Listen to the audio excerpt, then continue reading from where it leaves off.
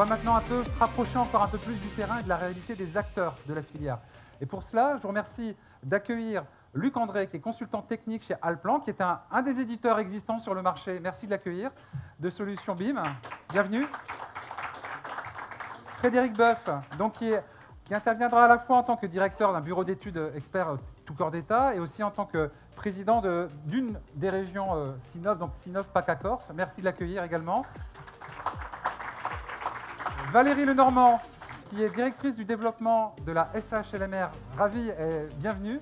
Et merci d'être là aussi parce que, bon, on va être honnête entre nous par rapport à ce que M. Thévenin va dire.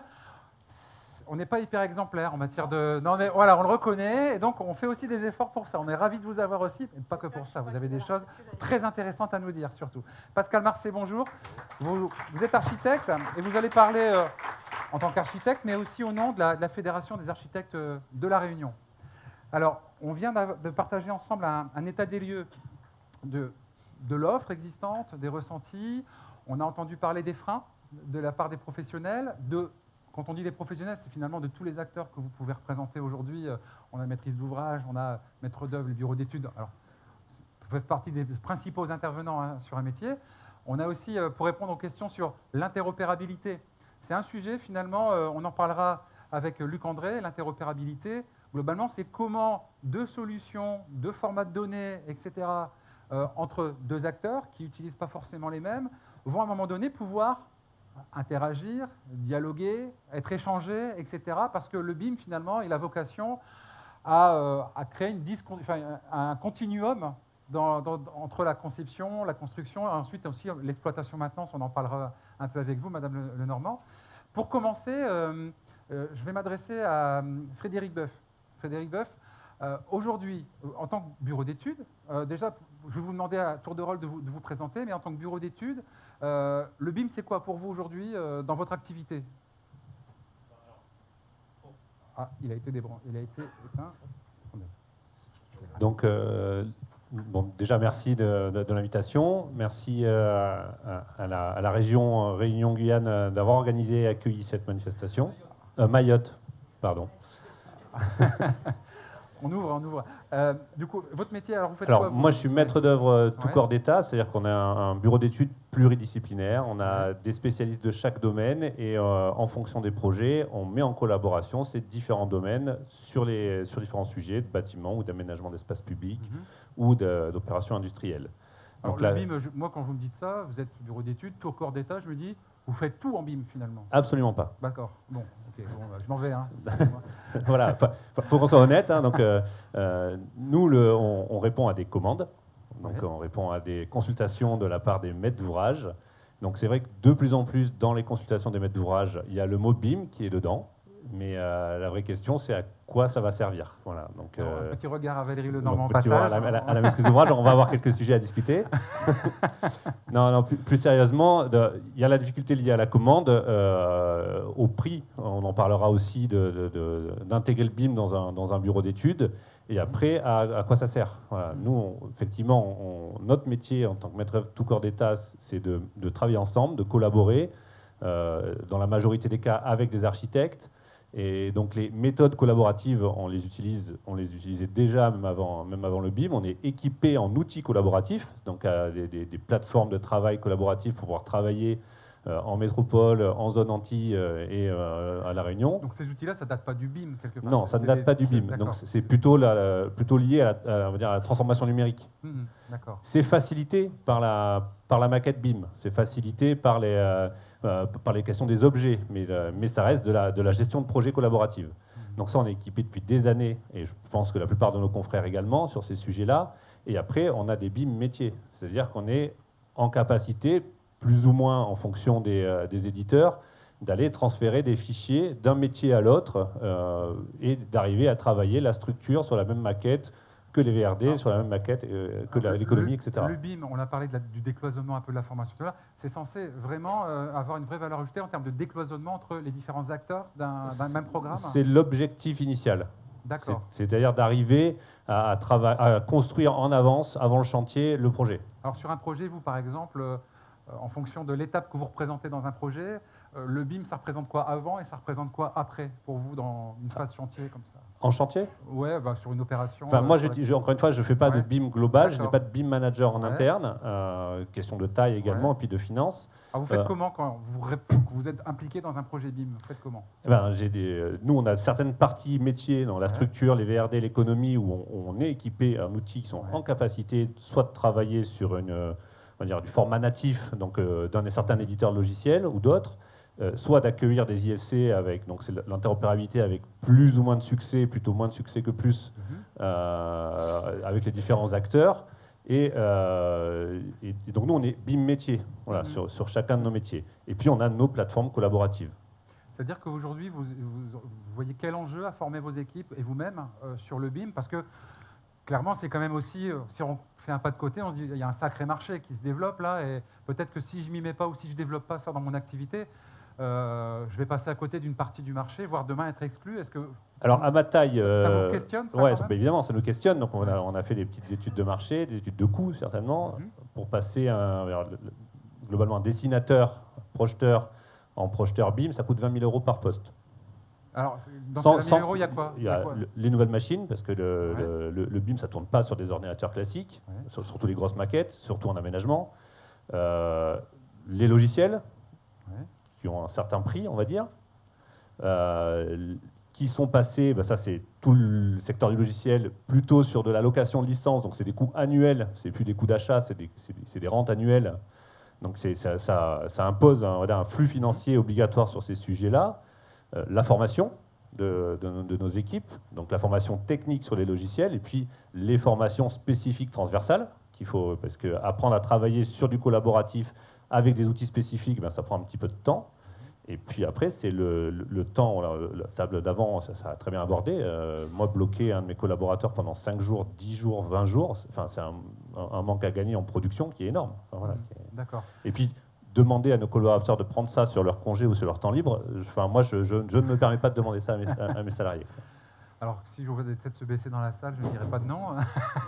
Très bien. Alors, aussi, avant qu'on passe la parole à Valérie Lenormand en tant que maître d'ouvrage, parce que vous avez été interpellé tout de suite par Frédéric Boeuf en tant que maître d'ouvrage, donc on va vous donner la possibilité de vous exprimer.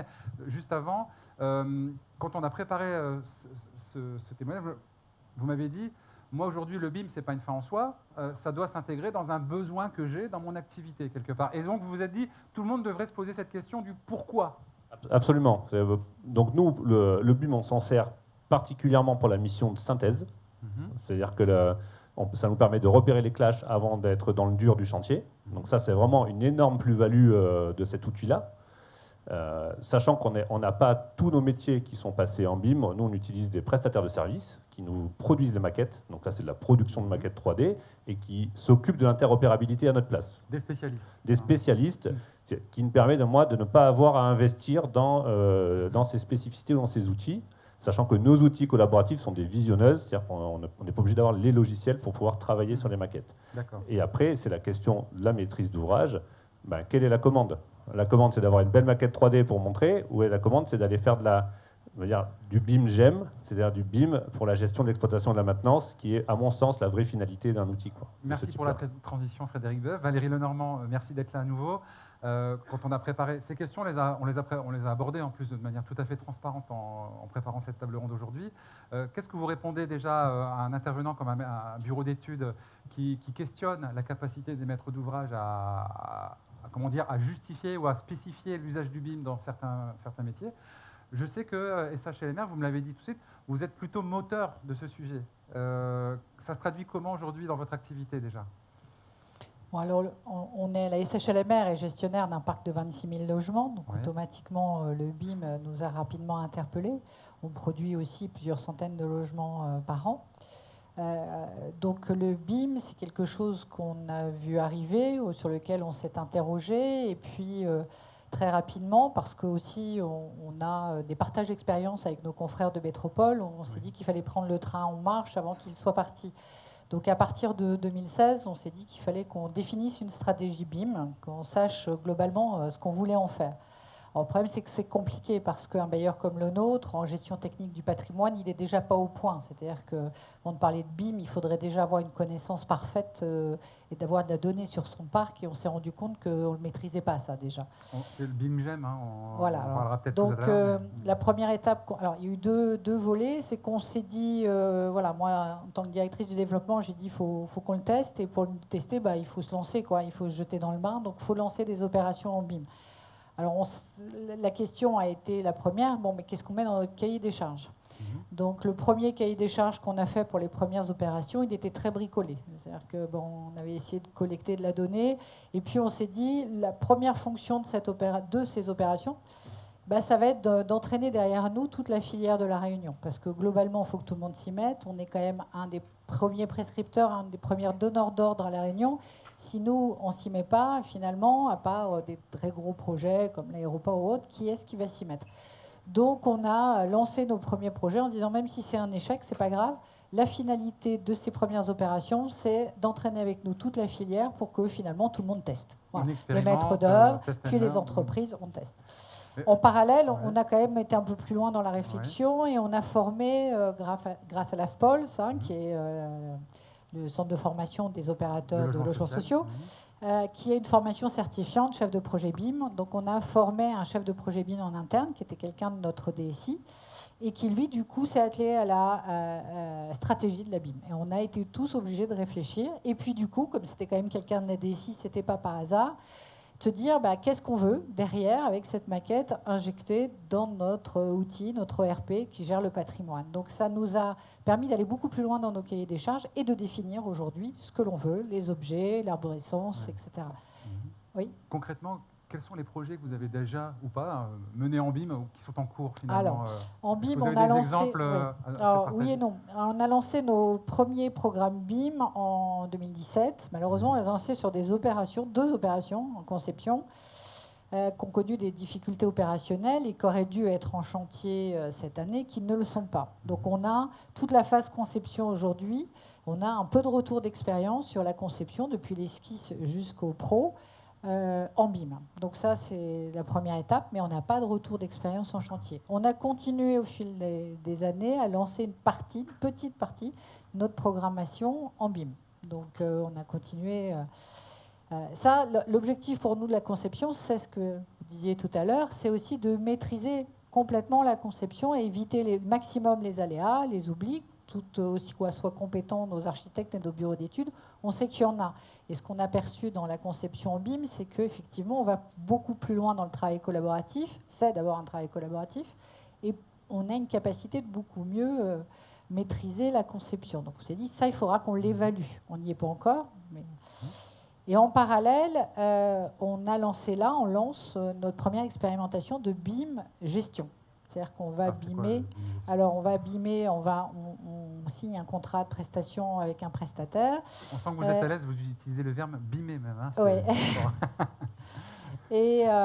Et donc, on a identifié 3 opérations pour 200 logements sur lesquelles on va lancer l'expérimentation de les BIMer, donc de les maqueter, c'est du patrimoine existant, et d'expérimenter un outil de gestion. Donc là, c'est sur de la réhabilitation, de la maintenance? Alors là, c'est sur de la maintenance. On le verra après, on l'a fait aussi en réhabilitation, j'en parle moins parce que c'est le sujet d'après. On a lancé notre première réhabilitation à NPNRU. Là aussi, on a BIMé tout le bâtiment pour qu'il puisse derrière faire une conception de la réhabilitation à partir d'une maquette BIM. C'est quoi BIMer un bâtiment? Alors moi je dis BIMer, c'est peut-être pas le terme exact. Voilà. Oui, c'est de recomposer une maquette BIM à partir d'un bâtiment existant. Je dis pas de conneries. Je regarde Arnaud Blassard parce qu'Arnaud Blassard, c'est mon maître vous avez un souffleur dans la salle, c'est Arnaud Blassard. Voilà. Donc voilà, c'est de partir. On a un bâtiment et on veut une maquette sur laquelle nos maîtres d'œuvre vont pouvoir travailler. Alors je vais essayer de gérer parce que le temps avance et puis on pourra en reparler, on pourra continuer juste après, mais de créer la même transition naturelle qui s'est faite. Quand on a échangé tout à l'heure avec Frédéric Boeuf, il vous a un peu interpellé en tant que maître d'ouvrage. Et vous, aujourd'hui, quand vous lancez un marché, évidemment, vous vous adressez entre autres, souvent en premier chef à des maîtres d'œuvre, d'accord ? Vous en avez un à côté de vous, ou en tout cas quelqu'un qui représente cette profession. Aujourd'hui, alors vous évoquiez le fait que vous, pour en revenir au sujet de la formation, des compétences, de la maturité en interne, vous aviez encore des marges de progrès de vos équipes, etc. Et une fois que vous lancez des marchés, est-ce que c'est facile de trouver des acteurs de la filière qui sont opérationnels, compétents? Est-ce que les maîtres d'œuvre, vous les sentez en capacité plus ou moins importante de répondre à vos besoins, à vos exigences que vous avez un peu plus affinées récemment sur des projets BIM? Quel est votre ressenti? Du coup, on pourra ensuite faire réagir Pascal Marcet. Alors sur les premiers projets qu'on Ouais. a lancés en BIM, globalement, il y a une certaine satisfaction du travail qui est fait par les maîtres d'œuvre. Il y a, semble-t-il, quand même une tendance à ne pas toujours respecter complètement le cahier des charges. C'est là où on sent que finalement le maître d'œuvre attaque le BIM par sa façon de voir les choses, mais on a encore des disparités entre notre cahier des charges et la maquette. Mais on ne sent pas que tous les maîtres d'œuvre sont prêts. C'est-à-dire que lorsqu'on lance, et c'est pour ça qu'on s'est limité, on avait prévu de voir 100% de nos opérations lancées en BIM, les opérations neuves en 2022. Ah oui, on n'y sera pas parce qu'on se rend compte qu'on va laisser sur le bord du chemin certains maîtres d'œuvre qui ne sont pas prêts. Or, un de nos rôles aussi sur le marché réunionnais, c'est de tenter de faire travailler le maximum d'intervenants. Et donc, du coup, on a reporté cette échéance. Alors, pour une question de formation interne, il faut que les chargés d'OP suivent, mais aussi pour une question de professionnalisation de la filière des maîtres d'œuvre qui ne nous semble pas aujourd'hui complètement mûre sur le sujet. D'accord, d'accord. Pascal Marcet, du coup, voilà, maître d'œuvre, représentant donc la Fédération des architectes de La Réunion. Avant de répondre peut-être à Valérie Lenormand, peut-être un état des lieux aujourd'hui pour les architectes, les maîtres d'œuvre que vous représentez, sur le territoire en tout cas. Le BIM aujourd'hui, vous en êtes où? Comment c'est perçu et comment vous avez progressivement, et où en êtes-vous en termes d'intégration du BIM dans vos pratiques professionnelles? Est-ce que vous avez réussi à passer, sinon à quelle échéance, du 2D à la 3D? C'est beaucoup de questions. Oui, il y a beaucoup de questions en même temps. En fait, on pourrait répondre assez simplement. C'est-à-dire que le BIM aujourd'hui, c'est vrai, qu'est-ce que c'est? On peut en avoir plusieurs interprétations. Oui. Aujourd'hui, pour en faire quelque chose, une réponse assez simple, ça reste un outil, en définitive. Hein. C'est le même principe aujourd'hui, l'affolement qu'on peut ressentir au niveau de la profession sur ce sujet a dû se rencontrer dès lors où on a quitté les rouleaux de calque, les rotrings, et où on est passé sur le dessin assisté par ordinateur. Moi, à l'époque, j'étais même pas étudiant en architecture quand je l'ai vu passer. Mais je pense qu'effectivement, ça a amené exactement la même révolution. Donc aujourd'hui, l'avantage au niveau de la profession des architectes, c'est que c'est un peu inné. C'est-à-dire que on nous parle de BIM, moi j'ai l'impression de le pratiquer depuis 25 ans. Parce qu'en fait, on pratique sur des logiciels avec une modélisation qui est déjà intégrée à notre pratique. Alors ça, c'est vous, c'est globalement tous les collègues que vous je vais pas en faire une généralité. Ouais. Non, il y a forcément, oui, il y a un moment donné au niveau de la profession, en relation probablement avec l'âge, est-ce que je suis prêt à poursuivre l'activité et on va dire à switcher ma manière de travailler, une manière de réinterpréter l'âge pivot peut-être à notre niveau. Mais voilà, aujourd'hui, je pense que globalement, la profession, en général, est déjà plutôt effectivement bien pourvue. Et en tout cas, voilà, dans la modélisation, si on parle bien de modélisation, je pense qu'aujourd'hui, l'ensemble des logiciels qui sont utilisés par la profession autorisent à faire effectivement de la 3D. Il y en a encore quelques-uns, je pense, qui travaillent encore uniquement en 2D. Mais globalement, je pense qu'on peut parler d'une majorité de la profession. Vous, dans votre entreprise, a priori, vous êtes plutôt mûr sur le BIM. Vous avez un BIM manager, vous êtes vous-même manager, ou est-ce que c'est quelque part pas un rôle de coordination un peu des acteurs qui peut aussi disrupter un petit peu ou remplacer un peu le rôle de l'architecte en tant que, quelque part, historiquement, le coordinateur d'un projet, hein? Non, mais est-ce que vous vous posez ces questions dans votre profession? Oui. Oui, on se pose ces questions et c'est quelque chose qui, justement, ne nous inquiète pas, mais voilà, en fait, on reste vigilant. En définitive, pour vous répondre, oui, j'ai fait une formation de BIM manager. Parce qu'inévitablement, on va avoir des appels à projets et on va nous le demander. Donc, de toute façon, la profession architecte, profession réglementée, nous impose, on va dire, il y a une obligation de continuité de formation. Donc en fait, voilà, on peut se former effectivement au BIM, on peut se former effectivement à l'accessibilité PMR, on peut se former à différents sujets. Mais en l'occurrence, moi je suis parti effectivement sur la notion de BIM manager, puisque les cahiers des charges de certains maîtres d'ouvrage font apparaître aujourd'hui cette notion, et que nous n'avons pas envie, en fait, au titre d'architecte, qui coordonne l'ensemble du projet, qui en fait une synthèse, mais pas la synthèse. Dans la mission complémentaire, j'entends, effectivement, c'est bien de pouvoir garder cette part de l'exercice bien en main. C'est quelque chose qui nous semble, on va dire, indissociable. J'entendais la problématique de dissocier, on va dire, de régler les problèmes par effectivement des maquettistes en indépendant des structures. Au titre d'architecte, voilà, nous n'avons pas ce mode d'exercice. Mais je ne dis pas que c'est le bon ou c'est le mauvais. C'est au même titre qu'aujourd'hui, quand on dessine, même à l'époque d'AutoCAD ou sur même dans la planche à dessin, les agences d'architecture étaient pourvues de dessinateurs et on avait un architecte qui arrivait derrière, qui reprenait les plans en mettant du rouge partout, et le lendemain matin, c'était reparti. Voilà. Il y a une mode d'exercice aujourd'hui qui, inévitablement, a évolué, enfin en tout cas à notre niveau, dans notre structure, et en fait, on arrive à réaliser la maquette, le projet en même temps. Voilà. Et ça, c'est important. D'accord. Je vais me permettre, peut-être, dans la réponse aussi à Valérie Lenormand, est-ce que Pascal Marcet, toujours à Pascal Marcet, et puis après, je pourrais vous... À Pascal, je m'adresse encore à Pascal Marcet, pardon. Est-ce que vous, par rapport... On est là pour parler aussi des compétences, des expertises, etc. Quand vous recevez un cahier des charges, est-ce que vous trouvez qu'il est suffisamment spécifié en termes d'attente et d'exigence métier, expertise, et pas plutôt généraliste sur le BIM? Est-ce que pour vous, c'est facile aujourd'hui de répondre à un cahier des charges BIM? Est-ce qu'il est assez spécifique, assez précis sur les compétences attendues? Non. Pour être franc, non. En fait, grosso modo, on a l'impression aujourd'hui que les maîtres d'ouvrage ont pris conscience aussi, effectivement, de la nécessité de passer par cet exercice.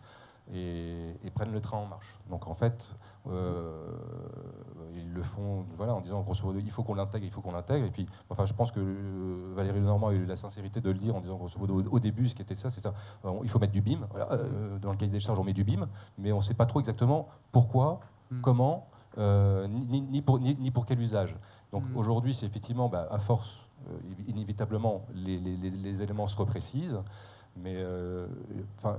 C'est pareil, en fait. Voilà, aujourd'hui, je pense que la notion de BIM, elle est liée, on va dire, avant tout au maître d'ouvrage. C'est-à-dire qu'en fait, ça ne sert à rien de vouloir le faire si lui-même n'est pas préparé. Je veux dire, la finalité du BIM reste un outil de maintenance et de gestion de son patrimoine. On peut effectivement y trouver toute une série d'avantages dans la conception, dans la synthèse. Évidemment, il n'y a aucun problème. Mais la finalité, c'est quand même le souhait du maître d'ouvrage. C'est que... si à la fin on n'est pas prêt à utiliser l'outil, c'est aussi dire qu'en fait on veut un bâtiment à qualité environnementale, mais qu'à la fin il y a forcément de gestion, et puis et que l'outil devienne on peut dire même pas obsolète, mais contre-productif. Alors je vous donne la parole, Valérie. J'ai vu Frédéric Veuve, vous souhaitiez réagir aussi. J'aimerais quand même que rapidement on donne la parole à Luc André, parce que vous êtes au cœur aussi des débats sur le BIM, etc., en tant qu'éditeur. Mais je vous laisse quand même répondre, sinon ça va être un peu décousu. Et ensuite passerai la parole à Luc André. On reviendra un peu sur les problématiques partagées. Alors, oui, moi je veux réagir. Je ne pense pas que le BIM ne réponde qu'à des objectifs de gestion. Elles répondent à des objectifs de conception, elles répondent aussi à des objectifs de facilitation du chantier. On le voit chez des organismes intégrateurs, dans les très grosses structures en métropole, où aujourd'hui, si vous travaillez pour Bouygues, vous êtes obligé d'intégrer une maquette BIM parce que ça facilite toute la chaîne de production derrière. Donc aujourd'hui, on a, nous, un cahier des charges qui est... on sait ce qu'on veut, parce qu'on sait l'intégrer, mais on ne l'a pas fait que pour la gestion ultérieure. Et après, j'ai juste une remarque, c'est que moi, dans la difficulté qu'on a dans le BIM, c'est que j'ai souvent, alors je ne suis pas une spécialiste, je regarde de l'extérieur, mais sentiment d'une confusion entre la 3D et le BIM. Pour nous, le BIM, ce n'est pas la 3D. Et pour nous, les maîtres d'œuvre ne sont pas prêts tous, contrairement à... Voilà. On n'a pas le sentiment que tout le monde est prêt. C'est un travail collaboratif qui fait que votre mode d'exercice, alors je rejoins le point de vue qui est, c'est un peu quand on est passé du rotring à l'outil, mais c'est aussi une conduite du changement, parce qu'on est dans une approche de la construction et de la conception qui est différente. Le 3D, on le pratique depuis effectivement 20 ans, mais le BIM, c'est très différent, ça implique le maître d'ouvrage de façon plus forte, et aujourd'hui, on ne sait pas se passer d'un BIM manager, parce qu'effectivement, la qualité du travail collaboratif fait qu'il faut qu'il y ait quelqu'un qui contrôle derrière que ce que vous entendiez, et qui aujourd'hui peut être relativement précis, est bien reporté sur la maquette. D'accord. Ouais, rapidement et ensuite vraiment, parce que je sens que ça... faut que ça sorte. Non, c'est pas que ça sorte, mais c'est que il y a plusieurs niveaux. Donc la question vraiment du BIM et de la 3D, c'est central. Moi, j'ai à peu près 100 opérations là en ce moment de maîtrise d'œuvre. Sur les 100 opérations, j'en ai 0 en BIM intégral. D'accord. Voilà. Et donc, des opérations qui vont de 500 000 euros de travaux à 10 millions millions d'euros de travaux. C'est aussi de démystifier un petit peu, de dire voilà, ça m'empêche pas moi aujourd'hui de travailler si je suis... ça n'empêche pas de travailler. Qui ne sont pas en BIM intégral. Oui, intégral. Ce qui ne veut pas dire qu'on ne se sert pas des fois des outils qui existent, bien etc. Sûr. Par contre, sur et 700... pas soi-même, mais aussi avec des collaborations, etc. On ne fait jamais rien tout seul dans le métier du bâtiment. On a toujours des co-traitants, des sous-traitants, des clients, des fournisseurs. Enfin voilà, c'est une question d'équipe, quoi. Par contre, dans la majorité de ces projets, les architectes nous font des plans 2D. Les entreprises nous font des plans 2D parce que le visa se fait sur des plans 2D. À l'heure actuelle, on n'a pas de possibilité législative de viser des maquettes BIM. Donc les visas se font sur des plans 2D. Donc ça, c'est une contrainte, finalement, c'est contradictoire avec l'enjeu de... Ça va arriver, mais il y en a encore quelques contraintes, quoi. On a beau avoir été exemplaire du début sur toute la chaîne, à un moment donné, on est obligé de repasser par la 2D pour légalement... le coup de tampon, c'est la question de l'assurance. D'accord. On est maître d'œuvre, on est assuré en décennale et l'assurance se passe via le visa et le bureau de contrôle demande à grande majorité des plans papier. Voilà, on en est encore là. Donc, oui, mais voilà, on n'est pas là pour faire la langue de bois, c'est Rex. Voilà, donc moi, le Rex, c'est ça. Et par contre, les architectes nous font toujours des maquettes 3D qui accompagnent leur plan 2D pour des questions de compréhension des volumes, des enjeux. Donc, il y a effectivement, et ça depuis toujours. Moi, je n'ai pas 50 ans d'expérience, mais depuis que je travaille dans ce métier-là, les architectes nous fournissent les plans 2D, qui sont les plans contractuels, et les maquettes 3D qui permettent effectivement de mieux dialoguer. Donc voilà, c'est vraiment cette difficulté. Et le BIM, c'est vraiment une question collaborative. Voilà. Alors vous avez bien préparé le terrain pour Luc André, parce qu'on a parlé d'outils, on a parlé de collaboration. C'est un petit peu, c'est pas un débat finalement. Il y a un consensus quand même sur le fait que le BIM c'est tout ça à la fois, process.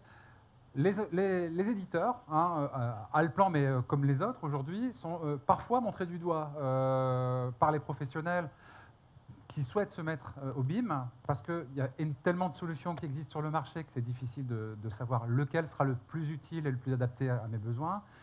Ça peut être perçu comme un investissement lourd, c'est-à-dire que moi, BE par exemple, ou artisan, je n'ai pas les mêmes moyens qu'un grand opérateur, etc. Mais finalement, le coût sera le même, ou pas, je ne sais pas.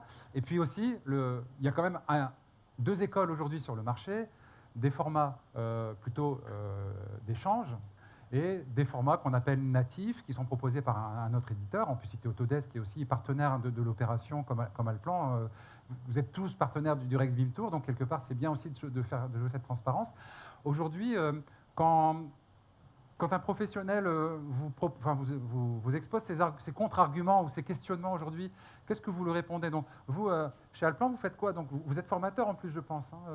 Oui, alors bonjour à tous, merci. Oui, je suis consultant technique, donc je m'occupe à la fois de la formation et de l'accompagnement auprès des professionnels qui souhaitent travailler sur le BIM, enfin en tout cas sur Allplan. Première chose déjà, un constat qu'on a, et je pense que c'est assez général, on est tous un petit peu réfractaires au changement, et ce qu'on va souvent ressentir, c'est une certaine réticence face aussi, ce qu'on disait tout à l'heure, la perte de productivité que peut engendrer un changement de processus de travail. Ça, vous l'entendez ça chez Oui, bien sûr. D'accord. Après, voilà, moi ce que j'ai à répondre à ça, c'est que le BIM, ça fonctionne. On en tire des avantages, mais derrière, avant de vouloir forcément, parce qu'on parle de collaboratif, en utilisant des outils qui font du BIM, avant tout en tirer un avantage. Donc c'est plutôt reculer pour mieux sauter.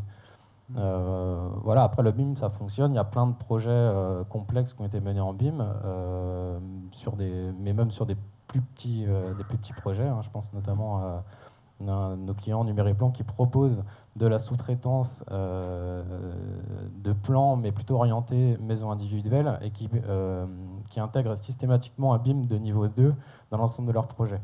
D'accord. Donc oui, les grosses structures n'ont pas le choix forcément de passer pour rester dans le coup et rester dans le jeu, j'ai envie de dire. Mais il faut bien garder à l'esprit aussi que la transition, en tout cas la mise en place d'un process BIM dans une grosse entreprise, entre le choix d'y passer et de généraliser tout ça en passant par les projets tests, ça peut être beaucoup plus long. J'ai envie de dire, sur une petite structure, finalement, à partir du moment où on a défini quelle solution, quel outil on allait exploiter, bien après avoir fait des formations, la transition peut se faire aussi beaucoup plus rapidement. Voilà, après, c'est toujours... Après avoir fait quelle formation? Alors, vous formez comment? Ouais. On disait tout à l'heure, le BIM, c'est pas un métier. Il y a autant de BIM que de métiers, finalement. Hein. Il faut un BIM pour les gens du fluide, il faut un BIM pour les gens de structure, etc. Est-ce qu'aujourd'hui, vous proposez, vous, Allplan, comme les autres peut-être, ou pas, des formations spécifiques pour certains métiers? Déjà, la première chose qu'il faut comprendre, c'est que, moi je parle pour moi, mais quand j'arrive chez un client, c'est jamais pour lui dire, bon allez, on va faire du BIM.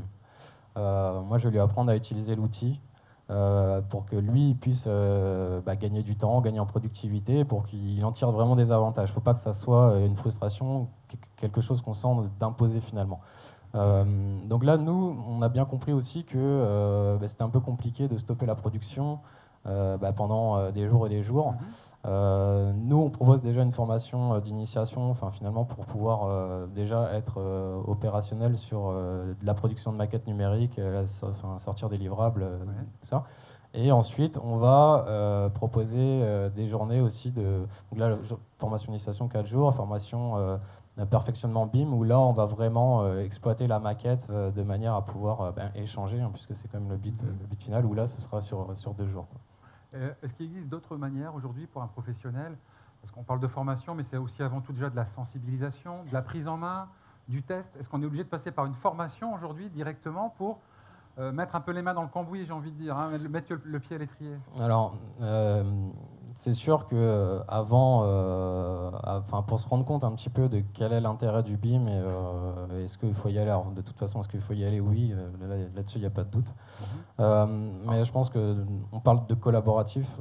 Commencer déjà à aller vers les autres, les confrères, voir, échanger avec ceux qui ont déjà mené des projets en BIM pour voir concrètement comment ça fonctionne, mais aussi voir quels sont les avantages à en tirer. Oui, parce que alors, là, je me fais l'avocat du diable. Bon, vraiment de manière très très naïve et très caricaturale. Bien sûr. Ouais, bon, Allplan et ses concurrents travaillent ensemble. Attendez, vous êtes concurrents quand même. Vous allez tout faire pour, je caricature, ouais, bien sûr, pour garder vos clients, dire que votre solution est la meilleure, la plus adaptée à son métier. Ou vous avez dépassé ça vraiment aujourd'hui? Alors, ce qu'on disait, on parle beaucoup de collaboratif dans le BIM. Ça passe non seulement par les échanges entre les différents acteurs du projet, mais ça va être aussi entre éditeurs. On est concurrents, bien sûr, mais la majorité des logiciels BIM maintenant, des éditeurs en tout cas, qui proposent des logiciels BIM, font partie, je pense à Building Smart France, dans lequel... ils travaillent main dans la main finalement pour développer, améliorer entre autres le format IFC, le format d'échange. Main dans la main. Main dans la main. Ah, Frédéric. Oui. Non. Alors moi je veux bien, mais on a dit l'importance du pourquoi tout à l'heure. Non, pourquoi simplement parce que les auditeurs majeurs dans le BIM travaillent sur le développement de solutions intégrales et intégrées en format natif et produisent de l'IFC pour dire qu'ils font du BIM et qu'ils sont interopérables. Je suis moyennement d'accord. Retour d'expérience. Oui, bien sûr, mais après... Nous, sur les projets où on n'est pas encore une fois en BIM intégral, donc on y récupère des maquettes de co-traitants, on récupère des maquettes d'architectes, on travaille avec les entreprises qui ont aussi des besoins en maquettes. Globalement, l'IFC permet un transfert de 80% des informations et jamais 100%. Oui, alors après, ça dépend j'ai envie de dire, des entreprises ou en tout cas des éditeurs qui vont jouer le jeu. Juste pour faire un petit parallèle, je pense au groupe Nemetschek, donc le groupe auquel Allplan appartient, qui propose 16 solutions toutes dédiées bâtiments, et finalement le langage commun d'échange, le format d'échange à toutes ces solutions, ça va vraiment être le format IFC. Et là-dessus, nous, on joue vraiment cette clé, puisqu'en fait, on estime que le format IFC, étant donné que c'est un format d'échange standard et indépendant. Mais ça va garantir énormément de choses, notamment, justement, on parlait tout à l'heure d'exploitation. On va garantir comme ça la pérennité de la maquette. L'idée, quand même, il ne faut pas l'oublier, c'est qu'on va exploiter la maquette. On parlait en phase de conception, phase d'exploitation, d'exécution pour éviter justement les problèmes, anticiper les problèmes sur le chantier. Mais on va aussi et surtout l'utiliser lors de la phase d'exploitation, donc autrement dit pendant 10, 30, 50 ans. Et du coup, en utilisant comme ça un format d'échange standard, on garantit les données, l'exploitation des données, et ce qui sera moins vrai pour le coup avec un format natif où en tout cas, c'est plus incertain.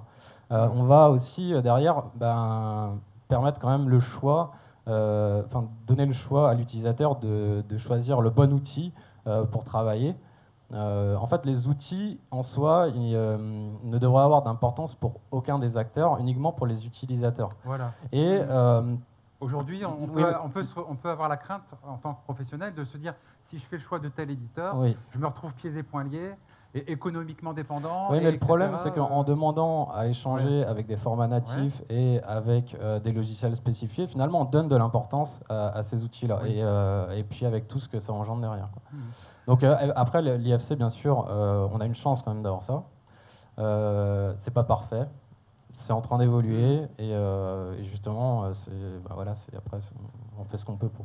Alors, je suis désolé. Alors, le temps passe très vite. On va faire un dernier tour de table avec des messages forts peut-être qu'on avait préparés ensemble pour quand même laisser un temps suffisant pour la partie questions-réponses. Et surtout, et là la pression viendra de la salle pour ne pas trop écourter la pause. Pascal Massé.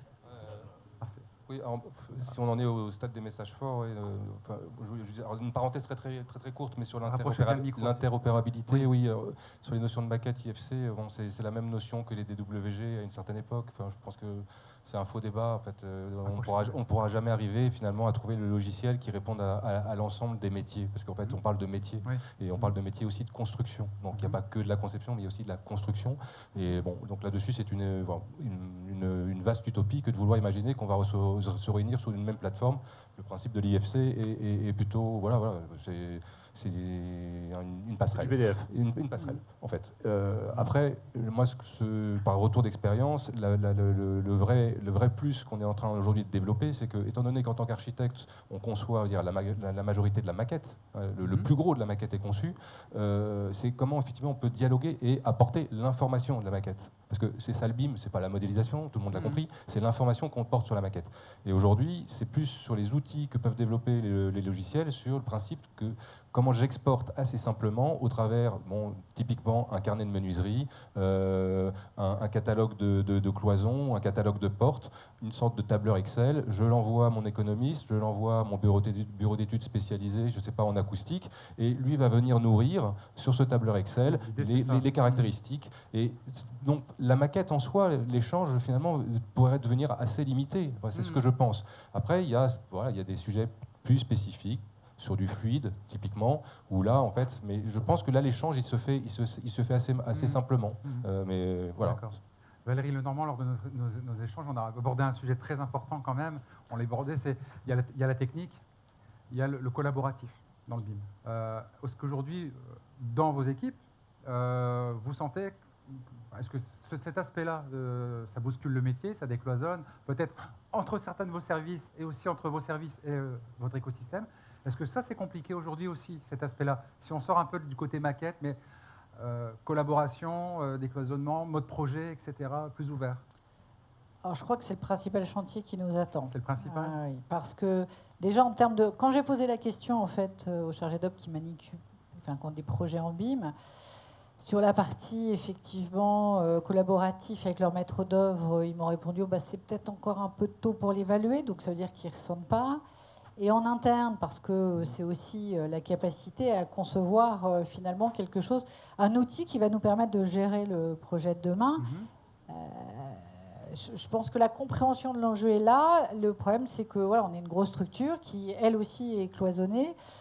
Et que ce mode-là, on n'y est pas encore. Mais c'est bien l'objet de cette phase de transition qui est pour nous de la montée en puissance sur le BIM. c'est d'apprendre. Voilà. Et pour répondre à M. Mauvaille qui a interpellé les maîtres d'ouvrage tout à l'heure, oui, l'objectif de ces premières opérations, c'est bien d'amener cette partie de maquette BIM conception sur la phase de chantier pour que toute la filière se professionnalise. Mais on n'est pas... Enfin, je pense que c'est... Au-delà de l'outil, alors là, c'est un débat technique. Ce qu'il faut penser, c'est que nous, effectivement, c'est bien un outil qu'on veut utiliser pendant 20, 30 et 40 ans et qu'on ne voudrait pas réinvestir dans une conversion ultérieure, qu'on se rende compte qu'il faut encore changer voilà, Et pour parler du financement, vous arrivez à convaincre votre service RH qu'il faut investir dans le BIM ? Vous avez aussi des problématiques? Alors, ça se passe je pense que oui. Ouais. C'est bon, on a quand même énormément. La pause approche, merci. Voilà, énormément de métiers chez nous, donc énormément d'enjeux de formation. On n'a pas eu de difficulté. La difficulté principale, c'est de calibrer la formation aux besoins de nos métiers. On reste maître d'ouvrage, on n'est pas encore sur le BIM gestion, donc ça va être l'enjeu de BIM GEM, de former les équipes et de savoir qu'est-ce qu'on doit internaliser comme métier, qu'est-ce qu'on garde en métier externalisé, parce que ça aussi. Pour le moment, il n'y a pas eu de demande énorme, donc les RH suivent, il n'y a pas de souci. La question pour eux, c'est mais quelle formation vous voulez? Parce que voilà. Et c'est pour ça que la première table ronde était intéressante, parce qu'il faut les besoins des gens aujourd'hui, plutôt sur des petits besoins de formation pour les faire monter en compétences. Encore une fois, de collaborer sur la définition des besoins. Tout à fait. Frédéric Boeuf, on ne l'a pas dit au démarrage, mais vous êtes aussi enseignant. Pour monter une formation, parce qu'on parle du côté collaboratif et des nouveaux modes de travail, quelque part, vous avez mené une petite expérience il y a quelques années. Ça fait combien de temps, dites-nous? 15 ans. 15 ans, et c'était quoi alors? On a monté une formation d'ingénieur par l'apprentissage, qui se voulait transversale. Enfin, initialement, c'était donc il y a 15 ans, on s'était dit on va monter une formation d'ingénieur énergétique, performance énergétique, c'est mes compétences initiales. Et donc, on a fait un tour de table des différents acteurs de l'acte de construire, des constructeurs, des maîtres d'ouvrage, des bureaux de contrôle, des assureurs. Pour faire quoi, ce tour de table? Pour savoir le besoin, quel est le besoin en main-d'œuvre, quel est le besoin en compétences pour l'avenir de la filière. Alors, il y avait une question bien précise. C'est quoi l'ingénieur de demain? C'est quoi l'ingénieur de demain? L'ingénieur bâtiment de demain, c'est quoi le profil? Le profil, il y a 15 ans, c'était un ingénieur transversal et collaboratif. C'était un gestionnaire de projet. Gestionnaire de projet qui était en capacité de comprendre les enjeux techniques de chaque corps de métier. Donc on a revu notre copie de la performance énergétique à tout craint. Hyper spécialiste, technicien. Et on est revenu sur quelque chose d'ultra transversal. Et donc là, on a la 10e promo qui sort et ça marche très bien. Ça peut inspirer aussi les... Et donc le passage du BIM, parce qu'il y a 15 ans, on n'en parlait pas, du coup, là, on en revient à un outil. Parce que le côté collaboratif, transversal est dans les... Et les jeunes générations savent faire ça en plus. Elles sont plus à l'aise avec le collaboratif qu'avec la technique, a priori. Ils ont l'habitude d'échanger quand même. A priori. A priori, ok. Voilà, on laisse en suspens. Luc André, rapidement, aujourd'hui, est-ce qu'il y a d'autres manières que passer directement par vous ou est-ce qu'il y a d'autres manières intermédiaires de toucher au BIM, en ligne par exemple? On en a parlé un petit peu. On peut mettre la main un peu... à la patte, entre guillemets, sans forcément s'engager. Oui, bien sûr, mais je pense notamment, parfois, c'est un peu compliqué d'être présent dans les écoles, ce genre de choses, parce que forcément, il y a une solution historique qui est mise en place et les portes sont un peu fermées. Non, mais dans ces cas-là, ce que je voulais dire, c'est que voilà, on a fort un côté un petit peu curieux et aussi aller voir ce qui existe à côté. Pour le coup, Alplan, c'est gratuit pour les étudiants, gratuit pour les professeurs et les établissements. Voilà, et même, il y a Internet, il y a tellement de choses sur Internet. Vous avez mis en place une plateforme collaborative. Alors oui, c'est pareil. Si vous souhaitez découvrir un petit peu, aller plus loin que simplement l'outil et aller voir qu'est-ce qu'il y a derrière la collaboration, l'idée c'est aussi d'aller sur des plateformes. Je pense notamment à BIM+, proposé par Alplan. Plateforme gratuite sur laquelle vous allez trouver une maquette de démo. Ça permet déjà de manipuler un petit peu, voir comment ça fonctionne. Bon, il y a un peu un équivalent avec la plateforme Croquis qui a été mis en place là, dans le cadre du PTNB, qui est gratuite et publique. Donc voilà, l'idée, c'est d'aller voir un petit peu, de s'imprégner de tout ça pour se rendre compte. Si vous ne connaissiez pas Croquis, BIM+, etc., des solutions en ligne qui permettent de s'approprier un petit peu, de se familiariser. Exactement. Okay. C'est des plateformes de collaboration. Oui, voilà. De collaboration. C'est vraiment l'intérêt, c'est d'utiliser ces outils collaboratifs. Merci beaucoup pour cette deuxième séquence. On peut vous remercier. Est-ce que vous avez des questions? Sachant que la pause peut aussi servir à les poser. Non, je ne suis pas maître du temps aujourd'hui, si. J'essaie de l'être. Donc, mais quand même, est-ce que ça génère des questions, des réactions dans la salle par rapport aussi à la première séquence? Oui, attendez, je vais vous passer un micro. Oui, mais il faut qu'on l'entende quand même. Donc, présentez-vous, s'il vous plaît. Je suis Catherine Morel, architecte, et je suis maintenant directrice du CAUE, Conseil d'architecture, d'urbanisme et de l'environnement. Oui. C'était juste pour répéter ce que disait mon camarade Éric Lotte-Walter, qui est ingénieur, par rapport à la remarque de Frédéric Boeuf, que finalement l'ingénieur de demain idéal, c'est l'architecte. C'est exactement ce que mon voisin a dit. Merci pour cette séquence de prosélytisme. Alors, est-ce qu'il y a un bureau d'études qui veut dire que c'est le meilleur ingénieur de demain? Alors, un bureau d'études qui veut dire... Non, oui, mais bien sûr, non, mais on est là en bienveillance. Ce qui veut dire qu'il faut arriver à travailler de façon beaucoup plus rapprochée avec les architectes et repenser la définition des missions, et notamment dans les marchés publics. Comment on travaille ensemble, comment on se répartit les honoraires, à quel moment on intervient. Que les interactions soient aussi intégrées dès la phase marché, etc. Une autre question, une autre remarque?